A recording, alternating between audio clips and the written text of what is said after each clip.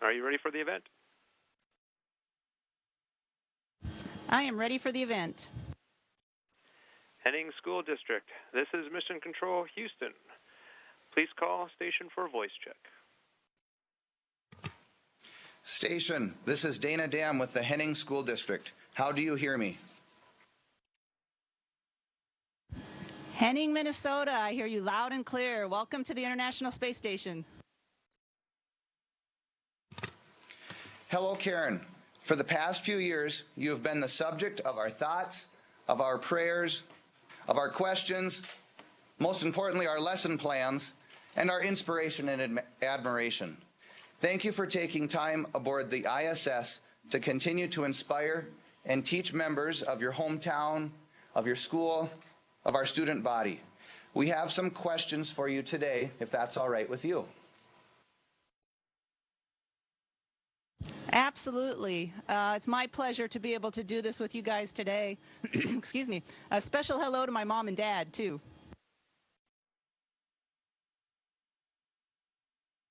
Okay, go. Hello, my name is Taden Soma. I'm in kindergarten. My question is, what does space look like from the space station?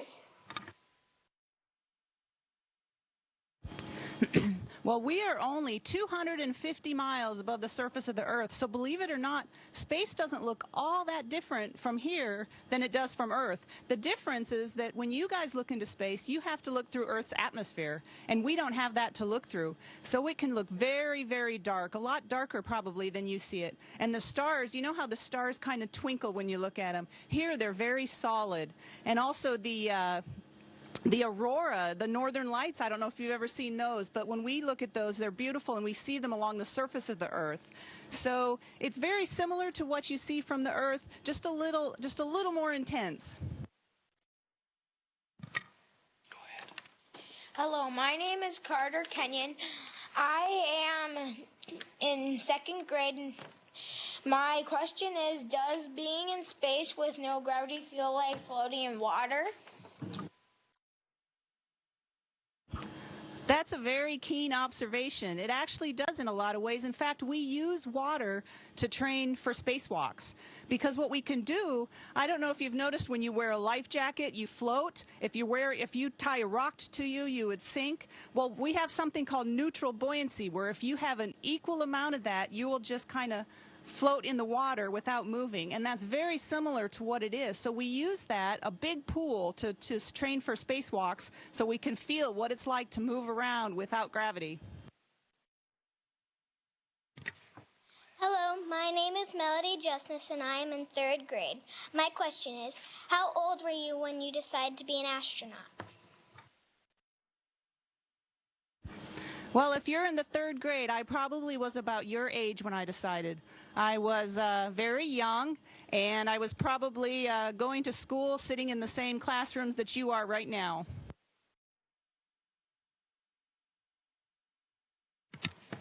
Hello, my name is Chloe Winters, and I am in fifth grade. My question is, what is your favorite thing to do aboard the space station?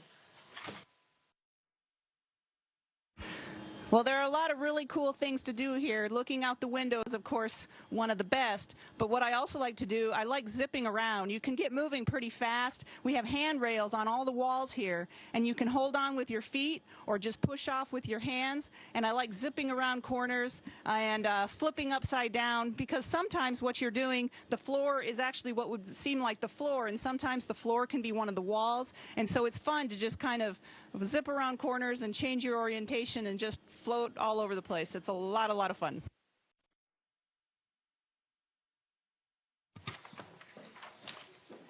Hello, my name is Tani Killinan, and I am in ninth grade. My question is it difficult being a female astronaut? Well, that's interesting.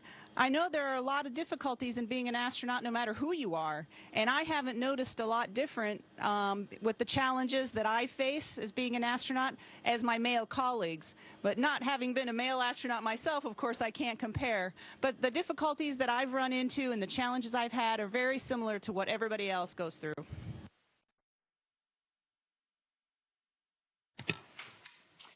Hello, My name is Christy Fink, and my question to you, Karen, is, does it take your body a long time to get back to normal when you return to Earth? Hi there, Christy. Actually, it does. Our bodies are very, very smart, and they will adapt to whatever situation they're in. And up here in space without gravity, our bodies don't really need our bones, and they don't need our muscles all that much because we're not walking around all the time. So without the exercise we do every day, our bones and our muscles would degrade very, very fast. And so we exercise about 2 hours every day. We do resistive training and also cardiovascular training. And so hopefully that will mitigate some of the problems when we return to Earth. But even with that, our bodies are just not used to that gravity. And also our vestibular systems, we get very used to the lack of gravity, and the gravity plays a big role in the way your inner ears are working and all of that.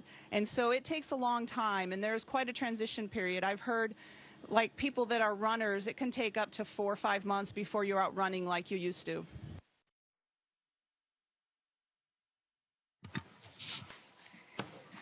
Hi, my name is Isabel Godding.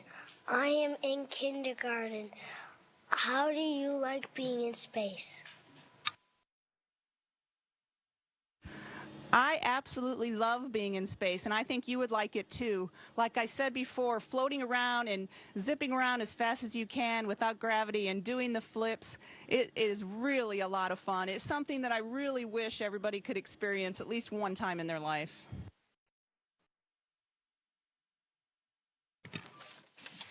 Hello, my name is Rand Hula, and I am in second grade. My question is, what is the closest thing you have seen looking out the ISS window?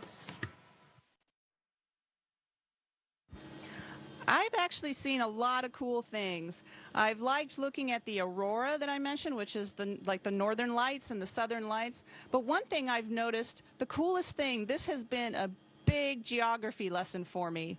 I'll go out the window and look and take pictures, and a lot of times I can't tell exactly where I am, and I have to go to a map and I look at it, and I recognize the names of countries that I learned when I was in school.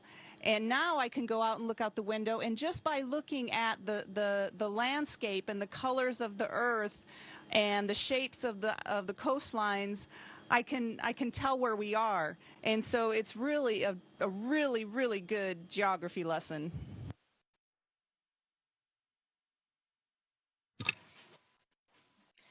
My name is Liam Despard. I am in third grade. My question is it cold in space? Well, the vacuum of space outside of the space station, it can be very cold, and it also can be very hot. And it depends on where the sun is. If we're in the shade or in the sun, it can vary about 500 degrees Fahrenheit, whether you're shaded by the space station or if the sun is on the other side of the Earth.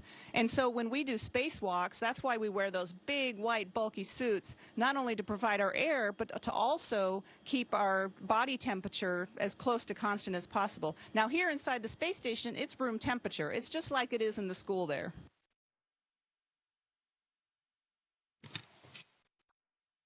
Hello, my name is Ethan Halselig, and I'm in 5th grade. My question is, how is the research going at the International Space Station? Our research is going very well. We have, at any one time, about 150 different experiments going on. A lot of them we as astronauts are involved in personally, and a lot of them we're not. Some of them we just hook up experiments in some of these racks that you see on the walls here, and then they're completely controlled by the ground. Some of the experiments we do on ourselves, and so there's a lot going on, and it's all going very well, and I think the scientists that are on Earth are learning a lot and pretty excited about what they're learning.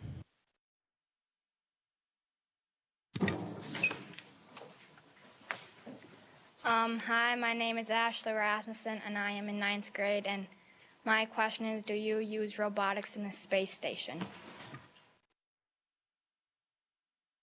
We absolutely do. In fact, we just used our robotic arm that's on the outside of the space station yesterday.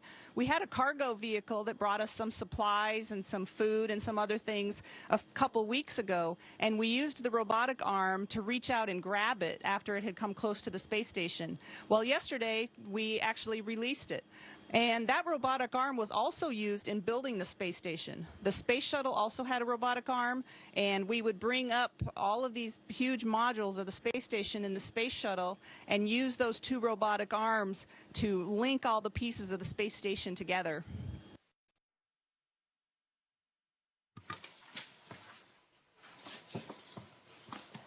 Hello, my name is Destiny Sino, and I am in 3rd grade. My question is, what teacher influenced you the most to make your decision to become an astronaut? Well, I've certainly had a lot of fantastic teachers through elementary school, high school, and college. I don't know if I can pinpoint just one. I know that the teachers that demanded the most of me and expected the most of me are generally the ones that probably could be credited for helping me make the choices that I made. I think it's a lot of teachers, and a lot of them at the Henning School District did that. They made sure that they expected the most out of all of their students, and if you weren't performing as well as they knew you could, they tried to make you perform better. And I think that that definitely helped me to become what I am and actually make it in the career that I chose.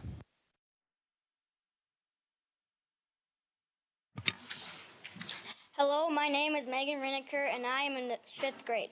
My question is, what types of food do you eat aboard the space station? We actually have a huge variety of food, and I have a couple examples. A lot of our food is packed in pouches like this. This happens to be one of my favorites. It's red beans and rice. I like it because it's spicy. And we also have a lot of our meats are packed like this. We have everything from steak to pork chops to fajitas. And a lot of our fruit is packed like this as well. We only get fresh fruit every so often when a vehicle comes up. We also have a lot of food that's like this, and this is dehydrated, meaning we need to add water to it to hydrate it. This is another one of my favorites. It's cream spinach. It doesn't necessarily sound tasty, but it is very, very tasty.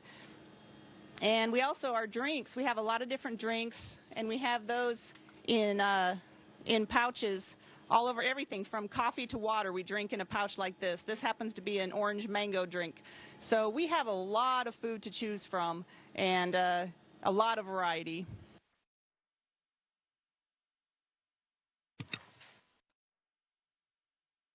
Hello, my name is Mackenzie Vorderbruggen, and I am in 9th grade. My question is, what does it feel like when you lift off from Earth?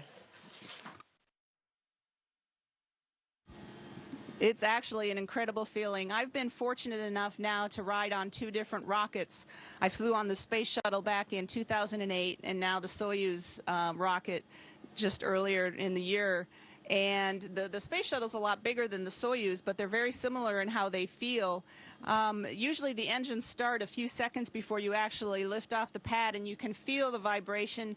You can tell that the vehicle's alive and fluid is pumping. And then once you go, it's boom, and you start feeling the gravity pull, the G's pulling as you're going faster and faster, and you feel really, really heavy in your seat. And then at a certain point, once one of the engines has used all of its fuel, that portion of the rocket will separate, and then you feel like this, almost like you're going over a roller coaster, the top of a roller coaster for a second, and then you start feeling very heavy again. And it's quite an experience. And again, it's another one of those that I wish everybody could experience.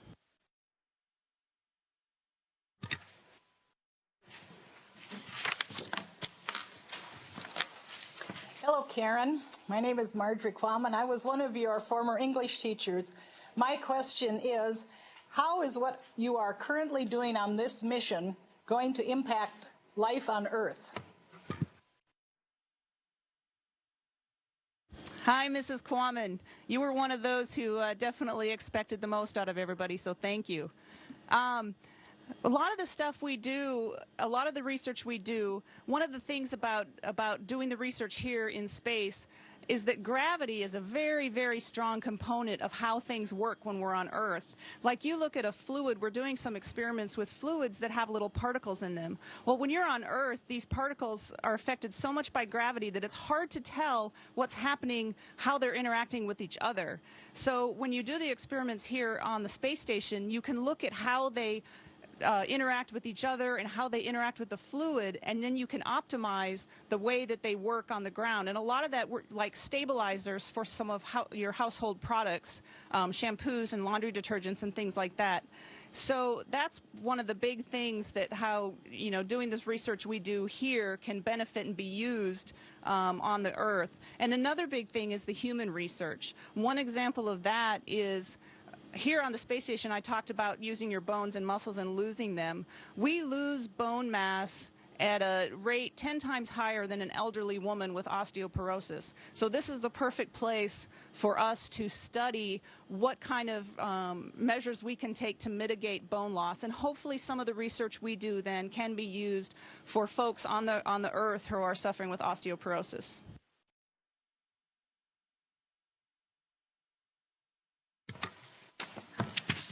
Hello, my name is Jenna Folkman, and I am in 3rd grade. My question is, are shooting stars prettier in space than they are on Earth? Well, the interesting thing about shooting stars is when we see them below us, because a shooting star is actually a meteor that's coming through the Earth's atmosphere, and that's why it's burning as it's coming through the Earth's atmosphere. Well, we are above the Earth's atmosphere. So when we look down is when we would see shooting stars. So in that way, they're pretty in a different way than what you see when you're on the surface of the Earth.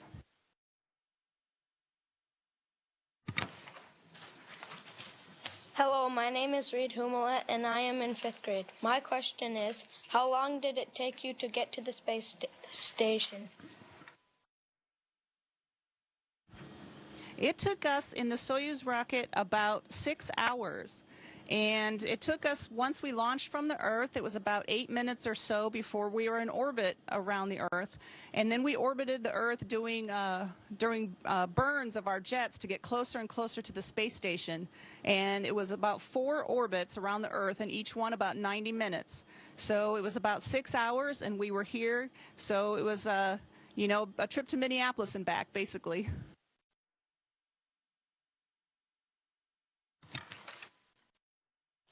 Hello, my name is Amanda Otto, and I am in 9th grade. My question is, what is the scariest part of being in space?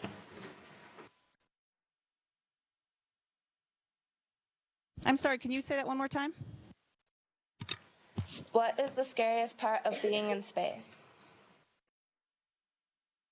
The scariest part of being in space? Well, certainly, if you allow yourself to get scared, there's a lot that you could be scared of, I think. We are in a very dangerous environment, and I know anytime you're facing any danger, there's the reaction that you would like to get scared.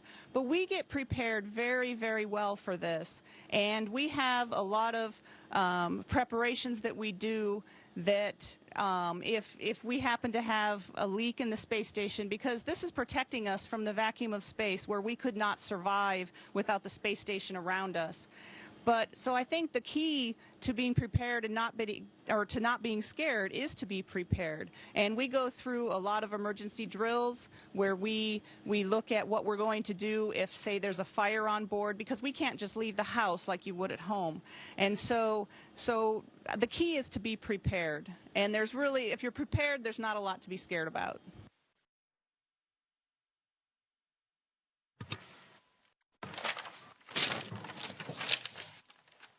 Hello, my name is Brett Klein, and I am in 3rd grade. My question is it worth all the work to go to space? That's a fantastic question, and I personally think it is. I think it's definitely worth it.